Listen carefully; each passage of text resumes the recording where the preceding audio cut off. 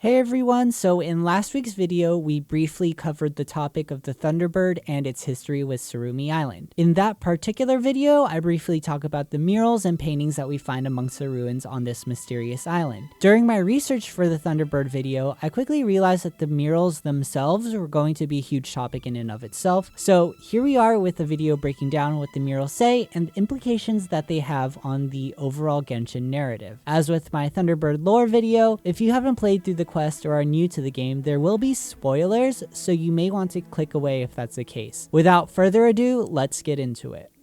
In patch 2.2, the release of Tsurumi Island introduces a whole new cast of characters and elements to the overall narrative of Genshin Impact. As we play through the questline for Rue and the Thunderbird, we come across 6 mysterious murals buried amongst the ruins that lay beneath the island. These murals seem to depict events that occurred in the past. However, according to Rue's tribe, no one actually knows the events the murals are actually referring to. Upon first glance, we can see that the first 3 murals seem to be centered around the moon, and the other 3 seem to depict Celestia looming over the mountains of Tsurumi Island. Just taking the murals at face value, there's not too much we can get from them. In general though, they appear to depict a civilization that worships the moon, and then as we go through the other murals, it appears that some sort of tragedy takes place, after which Celestia takes over as the presiding entity. Also, just a side note here, one really interesting thing I noticed here is that the murals have striking similarities to those found on Dragonspine. However, it appears that the imagery used in the Dragonspine murals revolves around the sun, whereas the Tsurumi Island murals seem to focus in on the moon. But what both sets of murals share in common is that it appears to show Celestia having some sort of involvement in the destruction of the civilizations depicted in the paintings. Anyways, the scenes that the murals depicted really interested me, so I began to investigate the meaning behind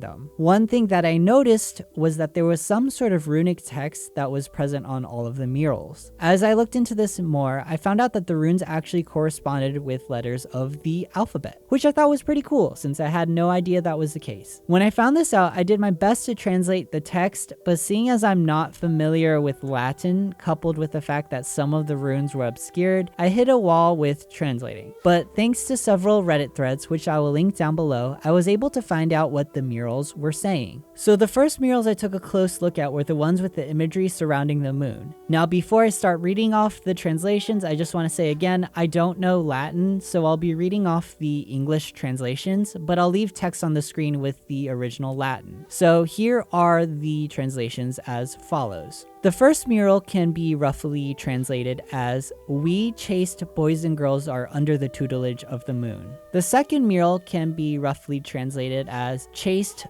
boys and girls, let us sing to the moon." And finally, the last mural can be roughly translated as, "You are called Powerful Trivia and Luna with fake/borrowed light." Now, I don't know about you guys, but did you notice the strange language used in these murals? Well, this is because these lines are directly taken from a Roman poem called Catullus 34. Now, before we dive into the meaning and symbolism behind the poem, I think it's important to understand the context and history behind this piece of literature. Catullus 34 is one poem out of a series written by a Roman poet, Gaius Valerius Catullus. Catullus was quite a prolific writer for his time and is known for being candid, humorous, emotional, and sexual in his works. His poems would cover a wide variety of topics ranging from daily life to politics. However, his most famous works were about his lust and love for a married woman he called Lesbia. Now, with this in mind, I think it gives us better context as to what he is trying to say through Catullus 34, which reads as follows.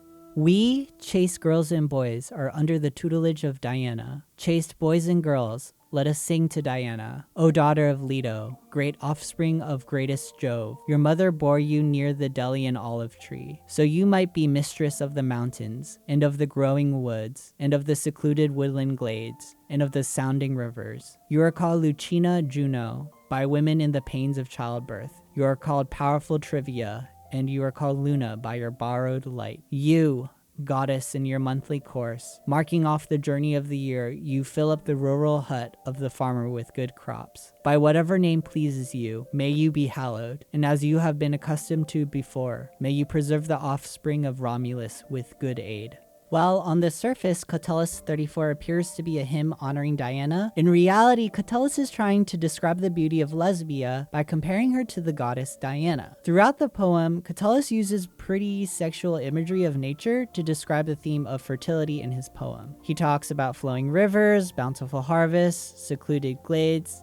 You get the deal. Now, obviously, that's not what miHoYo was going for when referencing this poem in the lore, but I don't know, I thought it was kind of funny that they would reference this specific poem from Catullus. Anyways, back to Genshin. The excerpts used for the murals have some interesting characteristics that set them apart from the original poem. As I stated earlier, the original lines from Catullus reference Diana. However, in the game, Diana's name is replaced with the Latin word for moon. I believe this is done on purpose to emphasize the people's worship of the moon. For me, at least, this is a callback to the idea that the world was once led by the three moon sisters whose story is contained in the lore book, Moonlit Bamboo Forest. The idea of the three moon sisters seems to correspond with the Greek and Roman belief in the triple goddess called Hecate. Hecate, also known as Trivia, was the goddess of crossroads, witchcraft, and death. Now, there are varying beliefs when it comes to the idea of the triple goddess, but generally speaking, Hecate is believed to be one god with three different aspects. These three aspects are most often portrayed as the famous Mother, Maiden, and Crone. As suggested through the names of these aspects, each one represents a different characteristic of the goddess Hecate. For example, the Maiden is often associated with purity and innocence, the Mother with power and fertility, and the Crone with wisdom and death. Now, it's unclear how the three moon sisters manifest themselves in the lore of Genshin, but we do know from various books that the Seelies once worshipped these goddesses. But all of this comes to an end when the three sisters get into a disagreement and fight, which results in their deaths, causing the destruction and the end of the Seelie civilization. Though these tragedies would be lost to time, one of the sisters' pale corpses would remain in the sky as the moon we see today. Going back to the murals, the first mural in this set talks about the chaste boys and girls being in the tutelage of the moon. Now, this is strange given that the Seelies seem to be the only civilization that knew about the moon sisters. However, it's not entirely impossible that humans would know about them because at some point in the past, the Seelies served as guides for mankind, so they could have introduced those early people to the moon goddesses. Even if that were not the case, we also know from the Tiara of Thunder that the people of Tsurumi Island were gifted with wisdom. It could also be that those ancient people somehow discovered the moon sisters using their infinite wisdom and knowledge. Sadly, we don't have any other sources to confirm this speculation, but in either case, the early humans would come to worship the moon. The next mural in this series talks about singing to the moon, but interestingly, the illustration itself seems to depict a bleeding moon with blood dripping down onto the land below it. Personally, I found this to be the most puzzling mural. My interpretation of this mural is that it is depicting the death of the moon sisters. With the loss of the moon goddesses, it looks like the land is engulfed in tragedy, which is depicted using the clouds and fog at the bottom of the mural. And this leads to the last mural in this set, which depicts the sun shining behind the moon, which is also known as the Solar Eclipse. This aligns with the translation of the text, which talks about how the moon shines with fake or borrowed light. I found this extremely interesting because it seems to suggest that the sun is the true source of power. After all, the only reason the moon can shine at night is because the sun's light is able to reflect off of it. But why is this significant? Well, this is because in the Dragonspine murals, Celestia is drawn with the sun behind it, which seems to suggest that Celestia is the true source of power in this world. From this, it would appear that there is some sort of opposition between the sun, aka Celestia, and the moon, aka the moon sisters. When a solar eclipse occurs, the moon is unable to shine because it actually blocks the light of the sun. However, since the sun is much larger than the moon, you can still see its light emanating outward from the edges of the moon. At least for me, the solar eclipse mural essentially represents Celestia exerting its power over the moon, kind of like reminding them, hey, we are the source of your light, therefore the source of your power. Because of this, it makes me wonder if Celestia is the reason why the moon sisters are dead.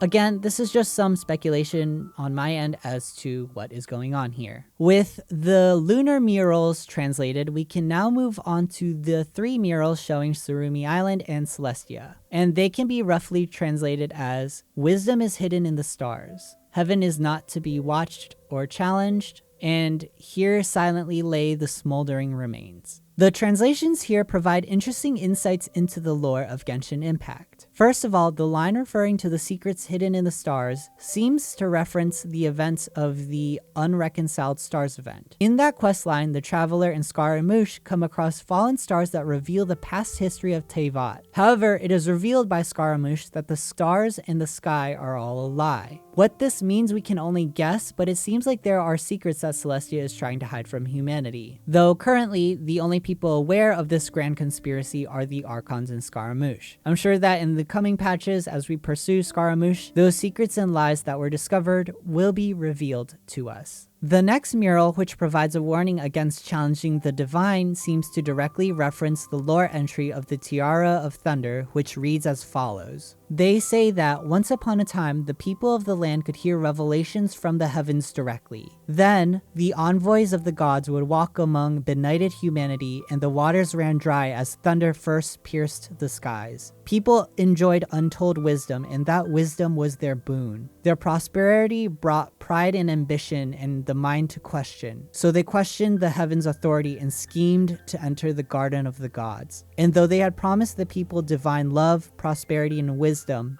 the envoys of heaven were angry, for to question heaven was forbidden, for earth to challenge sky inexpiable. So the chief priest who wore the white branch crown went forth to appease the divine envoys, and into the deep places he went, seeking the wisdom of the silver tree in the ancient capital. This lore entry seems to match what we know transpired on both Tsurumi Island and Dragonspine. It appears that in the past, Celestia was extremely close to humanity, working to help them prosper and thrive. However, at some point, humanity came to mistrust Celestia and began to question their promises of wealth and prosperity. Because of their pride, humanity was punished for their transgressions, resulting in those civilizations being wiped off the face of the planet. This leads into the next quote on the murals, which speaks of the smoldering remains left behind after the destruction of these civilizations. I found this to be particularly interesting because this is something that we can observe throughout our adventures in Teyvat. Just look at all the ruins scattered throughout Mondstadt, Liyue, and Inazuma. But what I found even more interesting is that in the Teyvat chapter storyline preview, Dainsleif directly mentions how human irrigation resulted in the smoldering remains we can find buried underneath Teyvat. Yet buried in the depths of this world lies smoldering remains, a warning to those that dare trespass. That throne in the sky is not reserved for you. But mortal irrigation never stops. None will escape the flames. With all this considered, it's clear that there's some sort of forbidden knowledge that Celestia is hiding from humanity, and it's so precious or forbidden that they are willing to do anything to prevent it from being discovered. So now that we've gone through all the murals, what is the exact timeline and what's going on here? Well, this is what I think happened based on what we know and the research that I've done. At some point in the past on Tsurumi Island, there was a civilization of humans that worshipped the moon. During this period of time, the people experienced great prosperity and flourish. Gifted with the wisdom from the heavens, they eventually discover the deaths of the moon's sisters. They also deduce that the true power in the heavens, aka the true source of light in the sky, is not the moon, but the sun. With their wisdom and these discoveries, the people begin to question Celestia. They begin to scheme and try to find ways to enter the garden of the gods. Celestia is obviously offended by the actions of the people, so they send an object down from heaven that eradicates this early civilization. As a consequence of this, the ley lines on Tsurumi Island are disrupted, causing a dense fog to forever blanket the island, which eventually leads into the events that transpire with Rue and the Thunderbird. And yeah, that's my sort of theory as to what happened on Tsurumi Island. However, we don't have anything concretely confirming this. But yeah, that's pretty much it for my analysis of the Tsurumi Island murals. I'm sure there's like a million different ways to interpret these murals, but these are just some of my thoughts. I'm curious to know what are all of your guys' thoughts on the murals and what do you think they are depicting? That's going to be it for today. This ended up being way more work and research than I had initially anticipated, but it was all super interesting. So if you guys like this video, please subscribe to my channel and like the video. It'll let me know that you guys are interested in this sort of content for the future. Don't forget to check out my socials and Twitch stream, all linked down below, and I'll see you all next time. Bye!